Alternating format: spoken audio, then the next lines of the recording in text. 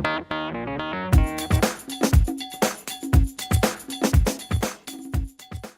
a gente não vai mais lavar a mão com água e sabão. Vamos mandar tirar todas as pias das unidades. É isso? Porque se ele é mais importante, ele é mais potente. Isso, se tiver uma sujidade visível, se tiver secreção, matéria orgânica, aí não adianta passar álcool, vai ficar uma pata. Tem que lavar com água e sabão. E essa comparação é com água e sabão. Lembrar que quando você compara com álcool e antisséptico, álcool e clorexidina, ou álcool cloridine, aí esse não é superior. Então, antes dos procedimentos invasivos, antes das cirurgias onde você usa o antisséptico, a clorexidina, idealmente, antes de passar um acesso central, antes de passar uma sonda, aí sim a gente continua lavando com água e um antisséptico, né, adequado. E se tiver sujidade. Tirando essas situações, quando for na UTI, por exemplo, é fundamental, você tem que fazer uma degermação até o cotovelo para entrar, né, o braço na incubadora. Tirando essas situações de sujidade ou antes de procedimentos, o álcool ele é melhor. Né? O primeiro estudo é esse de 2001 do PT, que é o grande nome, né, que até hoje divulga a lavagem das mãos pela OMS. Ele é um médico suíço e teve um congresso ano passado aqui em Curitiba e publicou livros e está levando a higienização para todo mundo. Ele mostra que a taxa de redução de contaminação bacteriana, água versus álcool a 70, a redução, ou uma redução maior de contaminação bacteriana. E outra coisa que também a gente tem que lembrar é que não só lavar, higienizar, mas a técnica adequada, que a gente viu aqui no vídeo, né, todos os passos. Se você for fazer tudo com água e sabão, é 1 a 1 minuto e meio, e com solução alcoólica 15 a 20 segundos. Eu vou passar mais que a Francisca vai falar de higienização das mãos. Outras medidas para precauções padrão, uso de luvas. Já falei tudo, né? Não, mas ela fala de novo, porque higienizar as mãos é o que a gente mais, é a coisa mais importante, mas é a coisa mais difícil porque requer mudança de comportamento. E aí a gente fica, né, meu Deus, como a gente, a doutora Tereza Bandeira, que é a Dudas, como a gente tem um discurso fraco, né, nós de CCH, e como nosso discurso não convence, né, a gente realmente é muito incompetente, nós no mundo, né, porque a gente não convence ninguém a higienizar as mãos, as pessoas não higienizam. Aí, quando você conversa com isso, o pessoal da AIDS fala, pior é o preservativo, que o pessoal não usa, porque a higiene das mãos, teoricamente, é mais um benefício para o doente. Se você tocar no doente com KPC e não higienizar as mãos, você vai ficar transitoriamente colonizado com aquela KPC na mão, com aquele EVRE, mas aí alguma hora depois você vai higienizar a sua mão. Vai tomar um banho, sei lá. E se você não está com catéter, com sonda entubado, com a porta aberta, com dispositivo, aquilo ali vai se colonizar transitoriamente e você não vai infectar. Agora, se você passa para o outro e coloniza o outro doente que está do lado, que está com a sonda, que está com catéter, está entubado, está imunossuprimido, ele vai. Né? Então, a higienização das mãos é do profissional e a camisinha é para proteção individual. Então, pior é o pessoal da AIDS que não consegue convencer ninguém a usar preservativo, porque ninguém usa mais. Né? Nosso ambulatório, eu faço ambulatório de HIV toda semana, tem vários. Então, se as pessoas não usam nem para se proteger, bom, enfim, a gente continua falando da importância, que é a medida mais importante, que é a luva também é fundamental. A gente vai falar dos outros EPIs, que são os equipamentos de proteção individual. Luva, avental, máscara. Esses são para proteção do profissional, basicamente.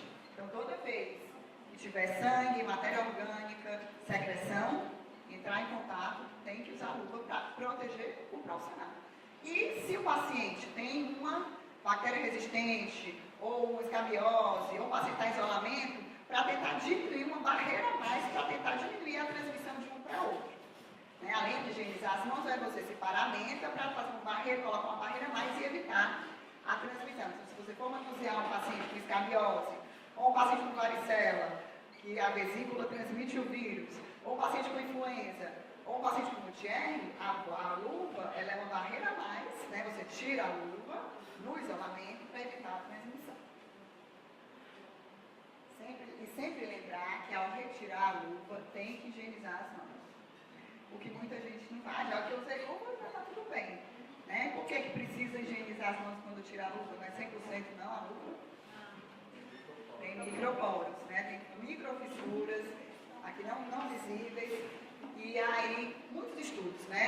desde principalmente pós-cirúrgico. Ele higieniza as mãos, faz a cirurgia, quando tira a mão, põe na placa, muita contaminação ainda grande. Então tem microperfurações nas mãos, né?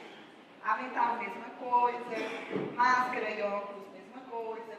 Então, sempre que for entubar um paciente, o pessoal da físio, aspirar os pacientes, né?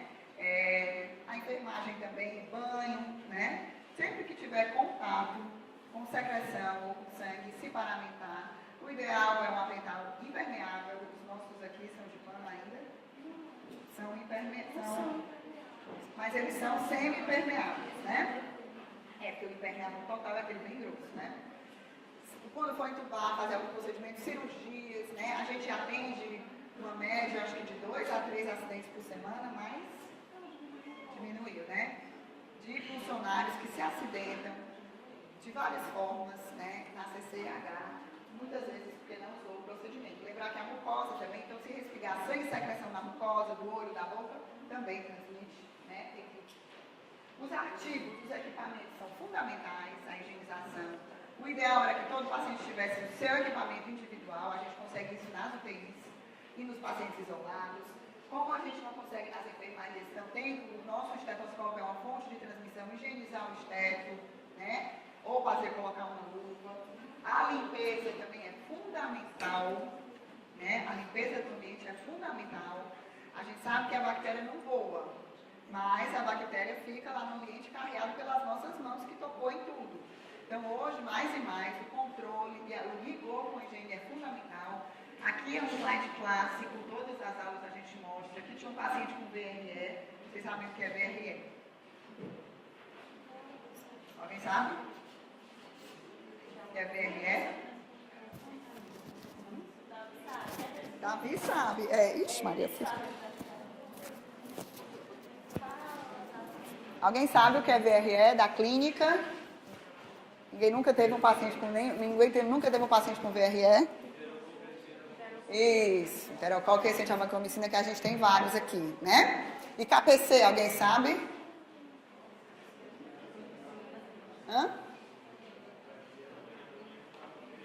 Isso, Klebsiella produtora de carbapenemase, que é uma enzima que degrada carbapenêmico, por isso que elas são resistentes, a imipenem, meronem, a capenem, e que antigamente era na Klebsiella, mas passou para as outras, E. coli, Enterobacter, e hoje o termo é Enterobactéria produtora. Então, esse doente foi de alta e foi feito um swab em todos esses lugares.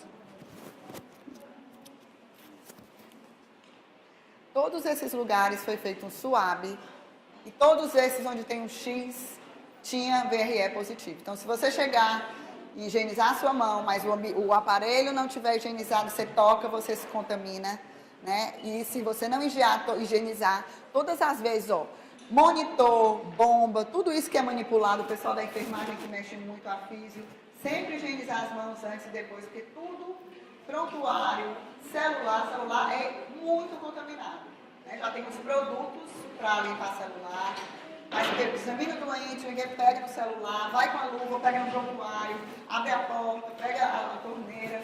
Então, tudo isso é contaminado. A contaminação ambiental pode estar em aqui são vários estudos que mostram. No sabão, né, a homotolia, por isso que a homotolia tem que ter a higienização, aquele restinho de homotolia, aquela frasquinha onde fica a clorexidina, o álcool, né? Se fica um resto lá e você não higieniza, prolifera a bactéria. Colchão, travesseiro, teclado do computador, né, tudo.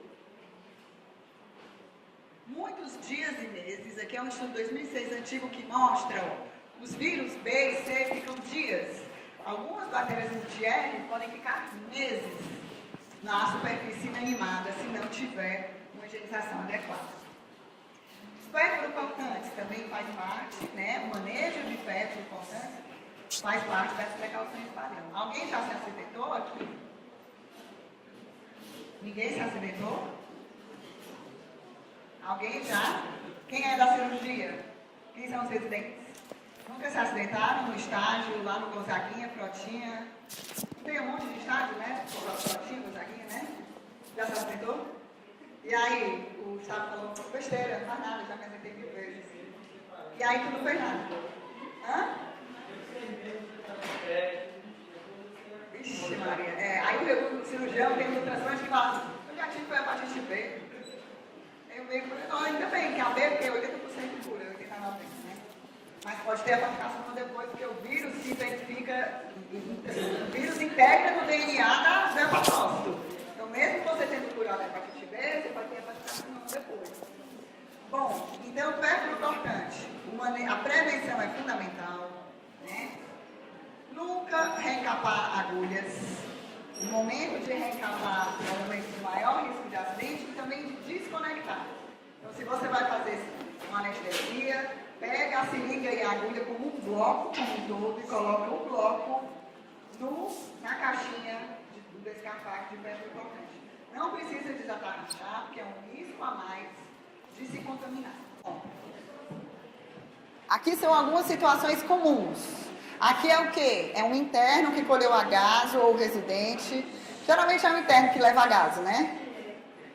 Colheu a gaso e está saindo com a agulha, aí ele abre a porta e vem uma pessoa e se fura. São as formas mais loucas de acidentes. No São José, funciona 24 horas. Aqui a gente vai dizer funciona também, 24 horas.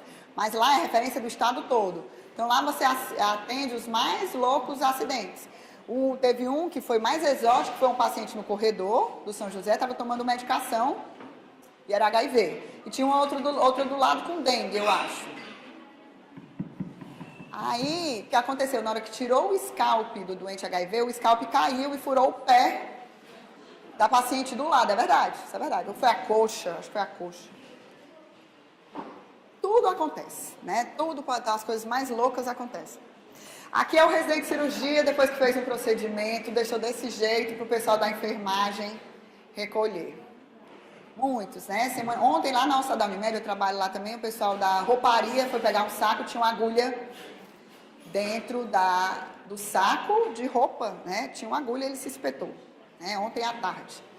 E como ele era vacinado para hepatite B e o anti-HBS era menor do que 10, ele foi tomar imunoglobulina no Albert Sabin. Né? Todo mundo é vacinado para hepatite B? Todo mundo dosou anti-HBS?